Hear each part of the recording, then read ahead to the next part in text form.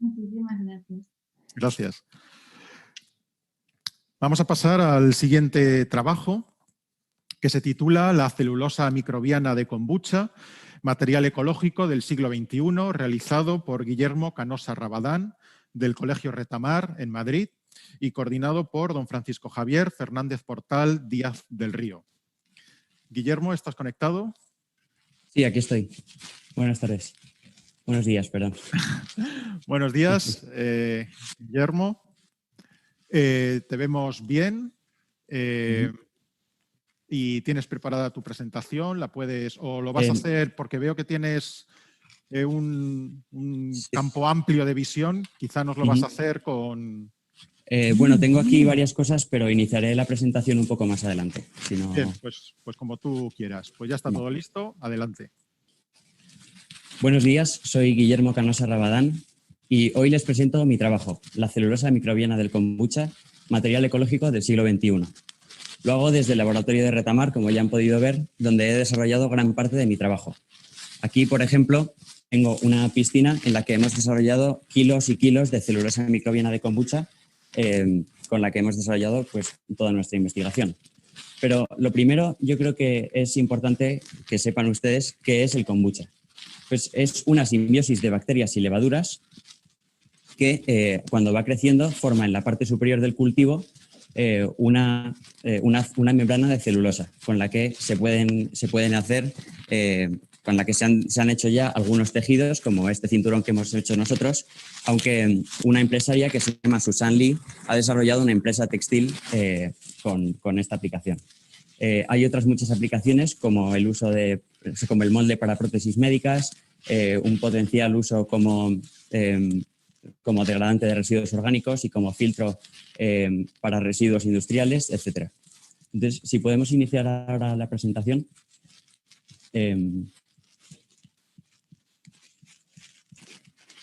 Vale, ahí ya tenemos. No sé si se ve. Perfecto. Lo vemos a pantalla completa. Entonces, pues eso, el kombucha, como decía, es una simbiosis de bacterias y levaduras, de cientos y cientos de bacterias y levaduras, pero que, como pueden ver en la imagen, forma esas láminas en la capa superior que son de celulosa. Pero, como he dicho, tiene muchas aplicaciones, pero nuestros principales objetivos de esta investigación son tres. El primero, sustituir, al menos parcialmente, la industria papelera por industria de papel ecológico y microbiana de kombucha. En segundo lugar, que va muy unido a este, es frenar la deforestación y el calentamiento global, ya que la industria papelera es la más contaminante del mundo. Y tercero, es como método de tratamiento de aguas residuales, que lo iremos desarrollando a lo largo de la investigación. Nuestro trabajo lo hemos dividido en dos partes. Una primera parte de experimentación en la que veremos algunas de las propiedades del kombucha y, sobre todo, trataremos de ver las variables para optimizar su crecimiento, que son el pH, el tipo de té, el tipo de alimento y después pasaremos a caracterizar el kombucha viendo cuáles son las condiciones extremas en las que puede crecer. Y veremos la comparación del papel de la celulosa microbiana del kombucha en comparación con el papel tradicional. Y en segundo lugar, tendremos una parte de investigación en la que desarrollamos nuestra investigación bibliográfica y sobre todo compararemos el desarrollo del papel de kombucha económicamente en comparación con el papel tradicional y sobre todo, que es lo más importante, veremos cómo afecta ecológicamente la sustitución del papel tradicional por papel de kombucha. Para empezar nuestra investigación, como vimos que cada cepa era completamente diferente, mandamos una muestra al Instituto Nacional de Investigaciones Agrarias, el INIA, donde se mantiene una muestra criogenizada para que se pueda repetir nuestros experimentos. Y en segundo lugar, antes de empezar nuestra investigación, nuestra experimentación, nos vimos con un problema muy grande, que era que no podíamos controlar la temperatura de una manera estable. Y comprar un aparato que mantuviese la temperatura constante era muy caro. Entonces, con una neverita que se iba a tirar, conectamos a un termostato mediante un cable de reptilario que se conectaba a la central térmica de la nevera. Y de esta manera pudimos conseguir ese fitotron, que es el que pueden ver en sus pantallas, que mantiene la temperatura constante a 28 grados y de esta manera podemos mantener a 28 grados todos nuestros cultivos. Cuando primero recibimos el kombucha, lo que vimos que era necesario hacer era ver cómo era la evolución natural de su masa, cómo crecía, cómo desarrollaba esa capa de celulosa y cómo variaba su pH. Por tanto, empezando con un cultivo con 5 gramos por cada litro de té y 70 gramos por litro de sacarosa, manteniendo la temperatura constante, como he dicho, a 28 grados, introdujimos una cepa de kombucha de 200 gramos y, como vemos en la gráfica, en 70 días pasó hasta 8 kilogramos.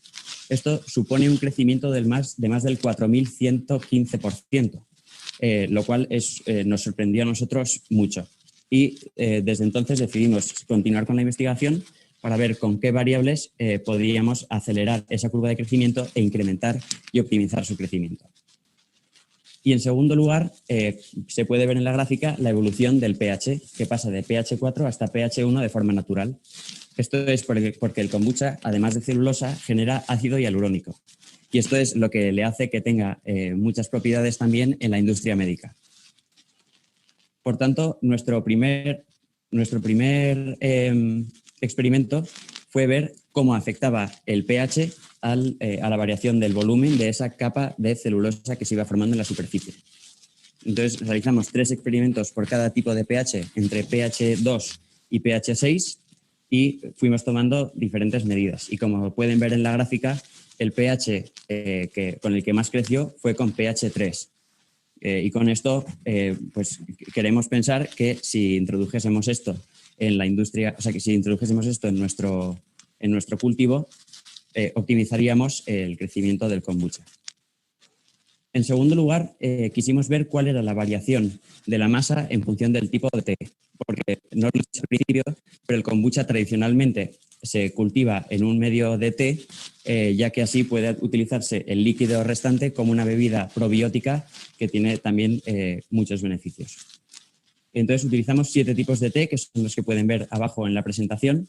Hicimos 3 repeticiones por cada uno de ellos, manteniendo constantes las variables de concentración de sacarosa y concentración de té.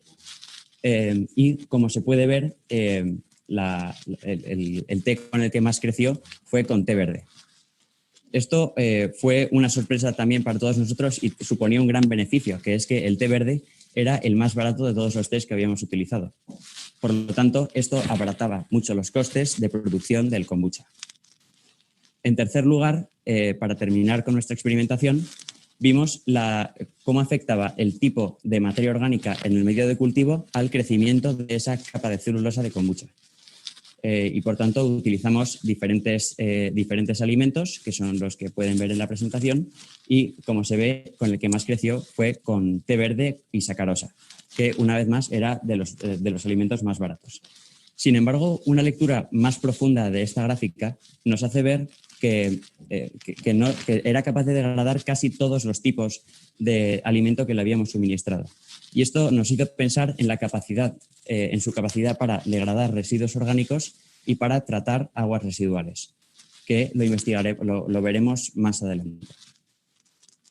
Aquí pueden ver algunos de los cultivos que hicimos, que son té verde con sacarosa, café, harina de trigo, arroz y tomate. Y bueno, teníamos 3 de cada uno de esos alimentos y de todos los que había en la diapositiva anterior. Después de ver cuáles eran las variables que hacían que se optimizase el crecimiento del kombucha, quisimos ver cuáles eran las condiciones que soportaba el kombucha para continuar creciendo. Primero estudiamos el pH del medio, que como habíamos visto en el primer experimento, que iba de pH 4 a pH 1 y que en pH 1 continuaba creciendo. Esto nos sorprendió mucho porque en pH 1 las bacterias, las proteínas pueden desnaturalizarse o pueden cambiar su forma y de esta manera pues cambiar pues, pueden dejar de producir celulosa, etc. Pero, sin embargo, comprobamos una vez más que APH1 continuaba creciendo. Más adelante vimos cómo afectaba la temperatura y lo metimos en un congelador a menos 30 grados durante una semana y la mitad de las muestras continuaron creciendo cuando se reacondicionaron y cuando se volvieron a meter en un medio de cultivo. En tercer lugar, vimos cuál era su capacidad para crecer en ausencia de oxígeno y, sin embargo, en este experimento vimos que no era capaz de continuar creciendo en estas condiciones. Por lo tanto, continuamos con nuestra experimentación, pero ya teníamos claro que se necesitaba un gran aporte de oxígeno para el crecimiento del kombucha. Continuamos viendo cuál era su resistencia a la desecación, porque al principio de la investigación habíamos dejado un trozo de celulosa de kombucha sin estar en un medio de cultivo y quisimos ver qué pasaba si lo reacondicionábamos.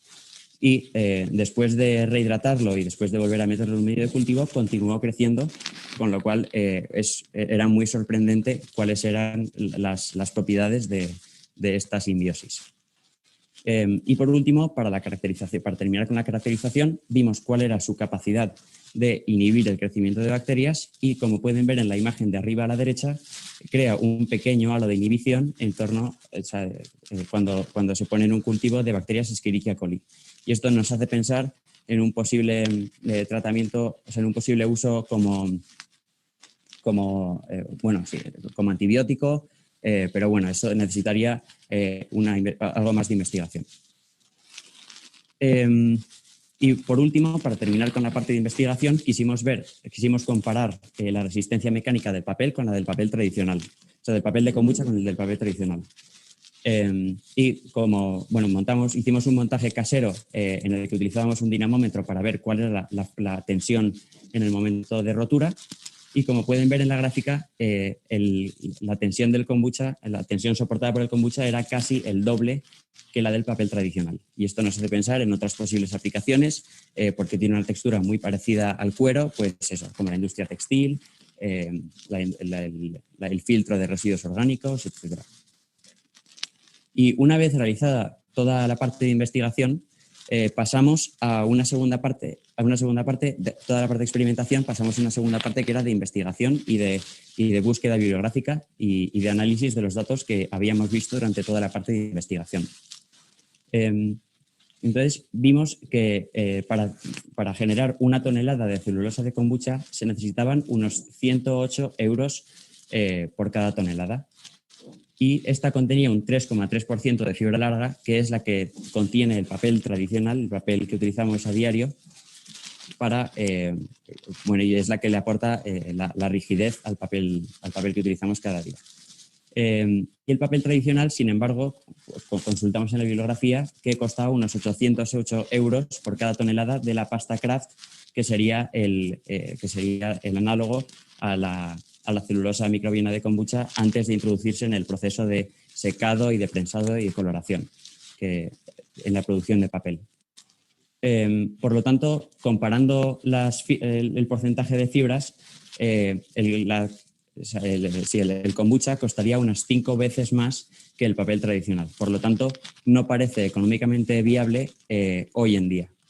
Sin embargo, aquí tendríamos que tener en cuenta su aplicación a la industria médica, su aplicación al desarrollo a su uso como filtro de residuos orgánicos y, sobre todo, y esto es lo más importante, el impacto ecológico que tendría implementar el kombucha en sustitución de la industria papelera. Veamos algunos datos de la industria papelera. Esta industria genera 55 billones de toneladas de CO2 al año, que son liberadas a la atmósfera. Por ella se talan 15.000 millones de árboles cada año alrededor de todo el mundo, que estos son casi 30.000 por minuto. También libera a mares y ríos 300 tipos de organoclorados, que son algunos de los contaminantes que más afectan a las especies marinas, y consume un 10% de la energía industrial global. Y todo esto hace que la industria papelera sea la más contaminante del mundo. Repito, es la industria más contaminante del mundo. y por tanto creo que es necesario hacer un cambio en esta industria para poder salvar nuestro planeta. Entonces, todo esto no son simples palabras, sino que decidimos ponerlo en práctica y lo mandamos a una fábrica papelera que se llama J. Vilaseca, con la que realizamos una muestra, que nos realizaron ellos una muestra del papel. Y el kombucha se pudo introducir después del proceso de blanqueo, que es el que más contaminantes genera, con lo cual se salvarían, conseguiríamos reducir gran parte de la contaminación que genera esta industria. Y no solo eso, sino que además el kombucha se puede utilizar como filtro de residuos orgánicos. Hemos investigado en la bibliografía que puede ser utilizado para filtrar plomo, níquel o arsénico, entre otros compuestos, entre otros residuos industriales. Y además pues puede servir contra la eutrofización de los medios, de los mares y etcétera. Entonces, yo creo que aquí tenemos que tener en cuenta, tenemos que sopesar qué es más importante. Si continuar con la industria papelera que tenemos hoy en día, que es la más contaminante del mundo, o cambiar, hacer una inversión y cambiar para poder salvar nuestro planeta y mediante la industria papelera del kombucha, además de las aplicaciones que tiene como filtro de residuos orgánicos. Por lo tanto, eso, ya solo nos queda una luz de la esperanza, que es como esta luz que tengo aquí, cuya pantalla está hecha con celulosa de kombucha, para poder salvar nuestro planeta y poder, acabar con la industria más contaminante del mundo. Muchas gracias. Gracias, Guillermo. Gracias, Guillermo, por tu presentación. Muchas gracias. Te voy a pedir que lo último que has dicho lo repitas, porque creo que estábamos viendo tu presentación, pero no lo que estabas enseñando ahora. Repítenos, por favor, la última frase. Que tenemos que encender la luz de la esperanza, que es como esta luz, que la pantalla está hecha con celulosa de kombucha, y de esta manera pues acabar con la industria más contaminante del mundo y poder salvar el planeta. Gracias, ahora hemos visto bien la pantalla de kombucha, de la lámpara. Pues pasamos al turno de preguntas por parte del jurado. Juan Carlos, adelante. Guillermo, mi más sincera enhorabuena por el trabajo realizado, por la forma original, además de exponerlo in situ en el laboratorio, me parece muy adecuado, sobre todo considerando las dificultades que hemos atravesado, el volumen de trabajo. Claramente yo creo que detrás de este proyecto hay muchas horas de trabajo. ¿De acuerdo? Bueno, pues evidentemente, aparte de que científicamente los objetivos están muy bien planteados y la investigación está, creo que muy bien llevada a cabo, el trasfondo de qué es lo importante, si la economía, la ecología o ambas, es clarísimo. Ya tuvimos ayer un ejemplo de una compañera tuya, pues hoy volvemos a ello. Después te pregunto sobre eso. Me ha encantado esa parte. Evidentemente hay que intentar ir hacia una sostenibilidad real, económicamente viable, pero una sostenibilidad real, y hay que trabajar mucho en I+D+I para eso. Así que te doy la enhorabuena. Yo creo que el trabajo está muy bien planteado. Desde el punto de vista, pregunto a todos, ¿por qué esta temática? ¿Qué os interesó de la celulosa de la kombucha? Habíamos visto en la bibliografía varias referencias y además había por el colegio algunas muestras de kombucha, porque algunos alumnos habían hecho algún estudio con esto. Entonces, cogiendo esas muestras y viendo en la bibliografía su grandísimo potencial, quisimos investigar cuáles eran las propiedades de nuestra cepa y luego el estudio, la comparación con el estudio económico, que eso no lo habíamos visto en la bibliografía, bueno, en comparación con el estudio económico y con el ecológico y ver cuáles eran los beneficios del kombucha. Entonces, eso, tratar de optimizar su crecimiento y tratar de ver pues, cómo se podía aplicar a otras industrias. Es interesante que hayáis incluido el planteamiento económico, ¿no? Porque creo que siempre es razonable comparar peras con peras, es decir, vamos a enfrentarnos a la industria de la celulosa de tú a tú. Así que eso yo creo que es un punto positivo, que en este trabajo científico también hayáis hecho el análisis económico. Me ha gustado mucho verlo, la verdad. Quería preguntarte por la originalidad del trabajo. He visto, busqué en la bibliografía que mencionáis, sí que me pareció ver que había algo publicado, pero de los datos que vosotros aportáis, ¿cuál consideras tú, Guillermo, que sería lo más novedoso? Bueno, lo primero de todo es que nos pareció muy interesante ver las variables que afectan al kombucha, porque cada cepa es diferente y entonces nuestra cepa, como es diferente, pues tendría algunas pequeñas diferencias en la formación de esa capa de celulosa. Pero bueno, lo que es novedoso, como he dicho, sobre todo es la comparación del estudio económico y el ecológico, y luego sí que es verdad que hay distintas variables, sí que se han estudiado distintas variables de concentración de sacarosa, de concentración de té, etcétera, pero sin embargo no hemos visto ningún estudio sobre el tipo de alimento que se utiliza dentro del medio de cultivo, etcétera. Y entonces, vamos, en ese aspecto es totalmente original. Se ha investigado sobre el tipo de pH, que es mejor para el medio, pero como digo, de hecho no coincide con muchos de los datos bibliográficos porque cada cepa es diferente, pero sin embargo sí que todo eso sí que es novedoso. Y otra cosa que también es novedosa es la resistencia mecánica, la comparación de la resistencia mecánica entre el papel tradicional y el papel de kombucha, que eso no lo habíamos visto por ningún lado. De hecho, investigamos un montón sobre eso y no lo habíamos visto nunca, y además el montaje que hicimos, que era totalmente casero y rudimentario, pero conseguimos ver que efectivamente que era mucho más resistente el material de kombucha. Eso no me parece para nada un inconveniente. Yo creo que es una virtud que hayáis hecho del defecto de la virtud, es decir, que hayáis sobrepuesto pues construyendo vuestro propio incubador. Yo creo que eso es loable. Bueno, pues si funciona el termostato del reptilario como seguro que funciona, pues perfecto.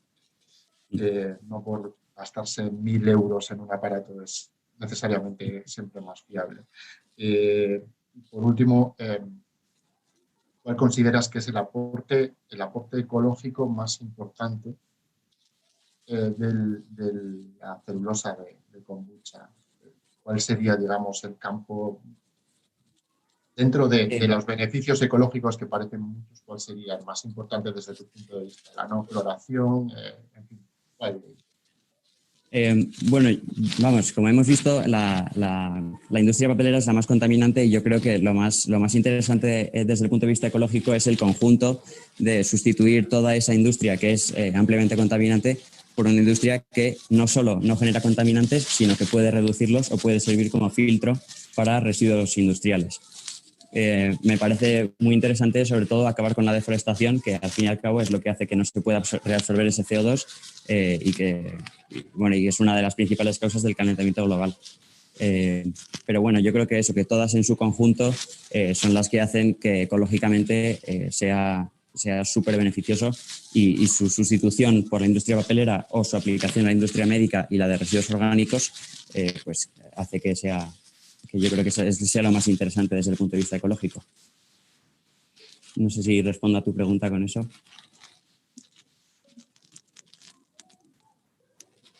A ver.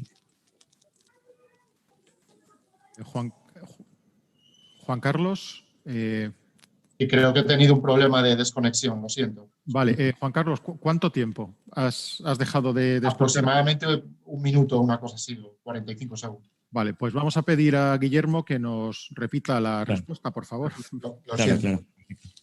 Pues no, te decía que lo más interesante, yo creo, es, bueno, que hemos visto que la industria papelera es la más contaminante del mundo y yo creo que lo más interesante desde el punto de vista ecológico es la sustitución en general de toda esta industria por una industria que no solo no genera contaminantes, sino que puede servir como filtro de residuos industriales.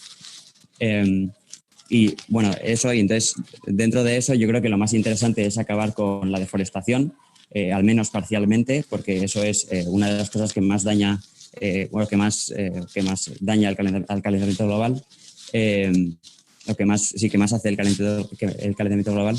Pero yo creo que eso, que en general es su sustitución de la industria papelera, su aplicación a la industria médica y su aplicación a la retirada de residuos y de tratamiento de residuos orgánicos.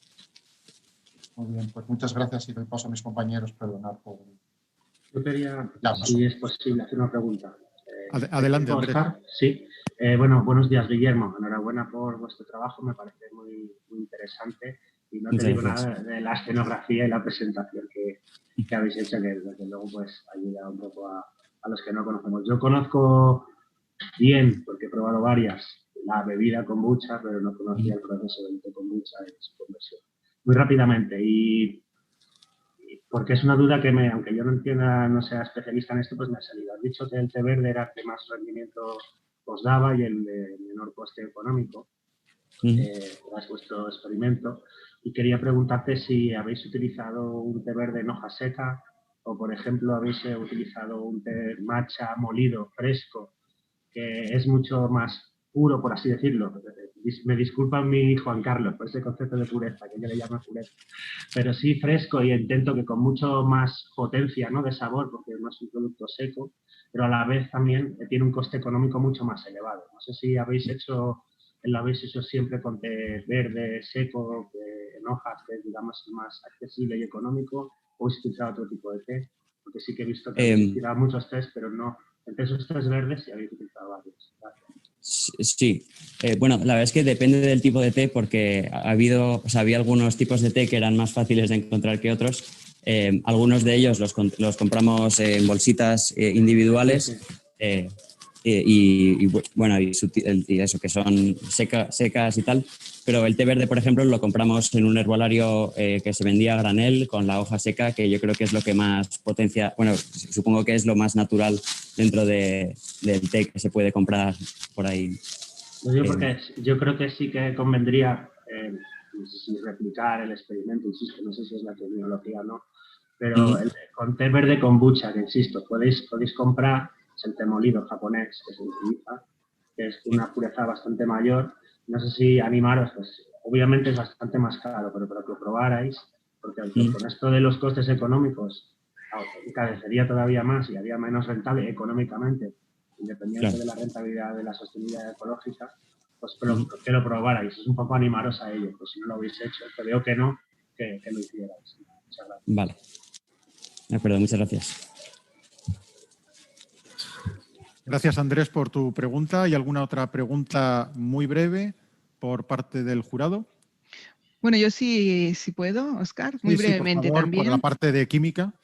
Bueno, una es que no me quedó claro cuando ya habéis preparado el papel, que fuisteis, ¿no?, con esta industria, la parte que has dicho que no era necesario el blanqueo. No sé si me lo puedes explicar un poco mejor, porque no me perdí un poco allí. Sí, iba un poco pillado de tiempo y no lo he podido explicar bien. Pero sí, bueno, la pasta Kraft, que es la pasta que se utiliza para hacer el papel, inicialmente viene con lignina y con pectina, que son los que más contaminantes generan. Entonces, para eliminar todo esto, o sea que además estos contaminantes no sirven para el papel que utilizamos día a día, entonces tienen que ser retirados. Entonces, para eliminar esto se utiliza un proceso que es el blanqueo, que elimina todos estos, elimina estos residuos, y estos residuos pues se vierten pues a los ríos, a los mares, etcétera. Entonces, pues sin embargo, el kombucha, como no tiene estos compuestos, se puede aplicar después del proceso de blanqueo y por lo tanto se elimina gran parte de la contaminación que genera la industria papelera. Sí que se necesita un proceso de secado, de coloración y de prensado, pero sin embargo se elimina gran parte de la contaminación de la industria papelera por eso, porque se elimina toda la parte de blanqueo, que es la que más contaminantes genera y que es la que más daña sobre todo a las especies marinas. Vale, de acuerdo, ahora entiendo, ¿no? Entendí el proceso de blanqueo como el de coloración y no entendía el por qué con Sí. la celulosa vuestra no... Sí, Y nada, perdón. muy breve también es que siempre me ha generado mucha curiosidad el tema de la alternativa al reciclaje del papel, que creo me gustaría siempre estudiar o buscar algún estudio que igual tú lo sabes un poco, si por ejemplo la industria de reciclaje de papel es contaminante, o sea, al final también el estudio, no porque entiendo que tú no lo has hecho, ¿no? Pero también el comparar el estudio económico o qué implicaciones tiene también en el medio ambiente el reciclaje del papel, compararlo con... Sí. Bueno, el papel reciclado no genera, evidentemente, tantos residuos como la industria de papel, pero solo se puede reciclar un determinado número de veces, no puede ser indefinido, o sea, no puede ser reciclado constantemente. Y luego, además, también es necesario utilizar químicos para eliminar la tinta, que también son más contaminantes, para eliminar la tinta, para volver a generar esa fibra larga de la que hemos hablado en el estudio económico. Entonces, es necesario, o sea, aunque es menos contaminante que la industria de papel, sigue generando contaminantes porque no se puede reciclar constantemente y porque sigue contaminando, sigue contaminando más que la industria de papel de kombucha. Que la posible industria de papel de kombucha. De acuerdo, muchas gracias. Me ha parecido muy interesante. Enhorabuena. Muchas gracias. Nuria, gracias Guillermo por tu presentación y enhorabuena por tu trabajo. Una curiosidad, ¿tienes alguna muestra de papel de kombucha para escribir? Bueno, el papel que he enseñado en la presentación no lo tengo aquí porque al final creo que lo tiene algún alumno, o sea, algún compañero mío, pero sin embargo sí que en una lámina de kombucha que hemos secado, no sé si se ve bien, hemos podido pintar un cuadro de Tintín en el que se puede pintar perfectamente y se conserva perfectamente. Perfecto. Como veo que tienes ayuda de cámara, ¿se puede hacer un zoom para verlo más en detalle o te puedes acercar tú? A ver. Ahora, perfecto. Ahí se ve, ¿no? Sí. Genial. Voy a mantenerme en silencio un momento para que aparezca tu imagen. Habla, por favor. Pues sí, eso. Aquí vemos que en una lámina de kombucha hemos pintado un cuadro de Tintín en el que se graba perfectamente y ahí se queda. Perfecto. Pues con esa imagen terminamos contigo. Muchas gracias, enhorabuena por tu trabajo y nos vemos el jueves. Muchas gracias. Hasta pronto. Hasta luego. Vamos a pasar a continuación al siguiente trabajo que se titula La biofísica computacional en el descubrimiento de nuevos fármacos para reducir los niveles de colesterol LDL, realizado por John Conesa Ochoa del Colegio Montserrat de Barcelona y coordinado por don Juan Antonio Fernández Arévalo Fernández. John, ¿estás conectado? Sí, un momento que estoy